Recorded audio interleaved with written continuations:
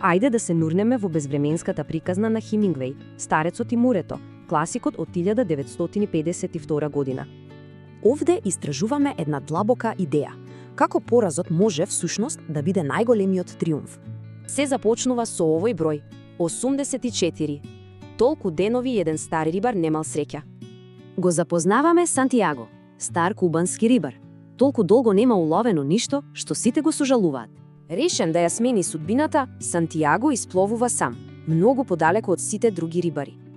И таму, на јадицата, се фаќа огромен марлин. Започнува една епска битка. Оваа борба не е само физичка, таа трае цели 3 дена и е тест за неговата волја.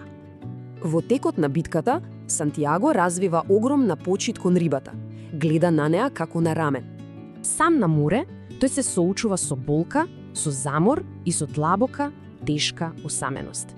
Со последните атоми сила, тој конечно победува, но тука не е крајот. Рибата е преголема, па ја врзува за чамецот. Оваа победа е почеток на нова очајна битка.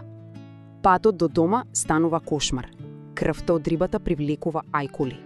Сантијаго се бори со се што има, но ајкулите се едноставно премногу и немилосрдни се. На крајот се враќа во пристаништето, исцрпен и само со огромен скелет од рибата. И ако се враќа без улов, тој ја добива почитта на сите. Значи, пораз или триумф? И тука е клучната порака на романот за нескршливата сила на човечкиот дух.